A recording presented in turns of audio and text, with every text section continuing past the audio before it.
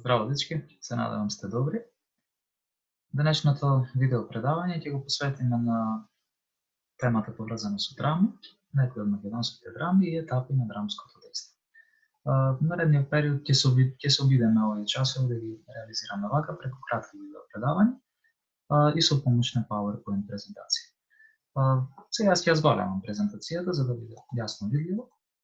Ова е стара нова тема која што во голема мера не е позната, но ето, ќе имаме некои надополнувања.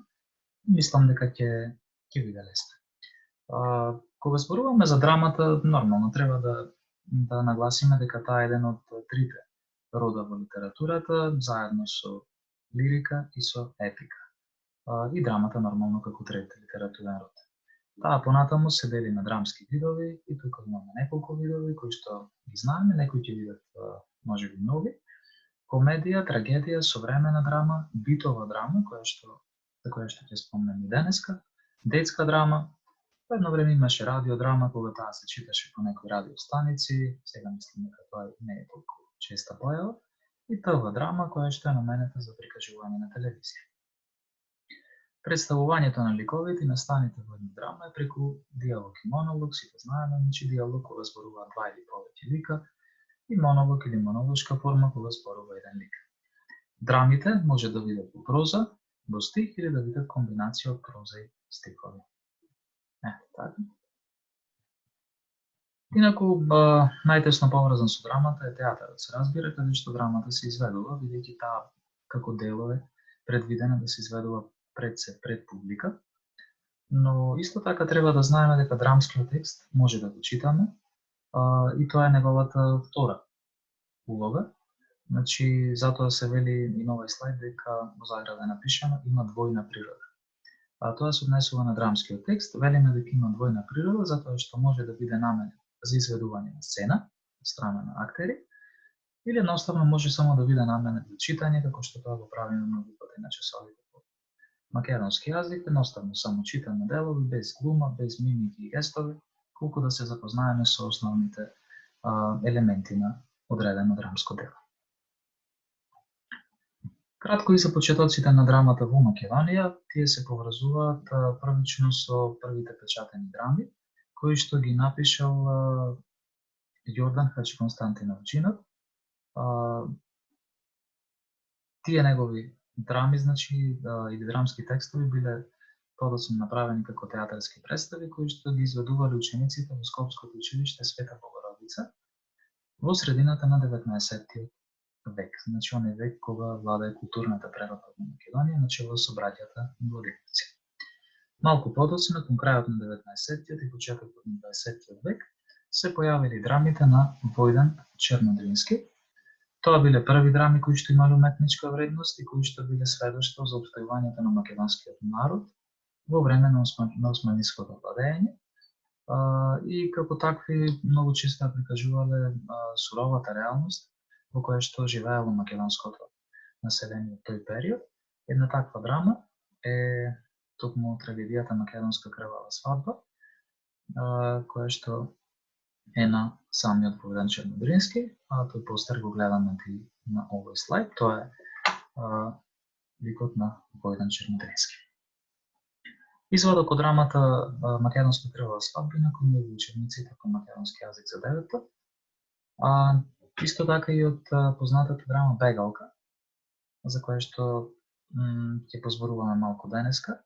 Драмите биле еден од најсоодветните начини во периодот меѓу двете светски војни да се промовира македонскиот јазик, да се промовира македонската традиција и култура. И тоа се сеќавате го учевме некаде на почетокот од деветото одделение, кога испомнавме најпознати македонски драми, значи тука покрај Македонска крвава свадба и Бегалка беа и Парите со тепувачка, ако се сеќавате Печалбари, Чорбаџи Теодос и ред други. Бегалка се смета за битова социјална драма, а битова драма е она драма во која што се обработуваат односите помеѓу луѓето, особено нивните разлики во поглед на сфаќањето за животот, например, разликите помеѓу младите и постарите. Нивните сфаќања за вредностите во животот, за се она што е важно, кои што секогаш се причина да дојде до одреден судир, до одредено недоразбирање, Таква и оваа драма, во која темата е забранетата љубов помеѓу двајца млади, тоа се ликовите на Бошко и Ленче од страна на нивниот противник, односно таткото на Ленче, тоа е Аџи Трајко. Причините се социјални. Аџи Трајко е богат човек и тој не сака неговата ќерка да биде со Бошко кој што е сиромашно момче. Идејата во драмата е дека покрај сите пречки силната љубов ќе го најде нејзиниот пат до остварување. Драмата е составена од 5 чина, а чин значи заокружена слика во една драма и 5 етапи.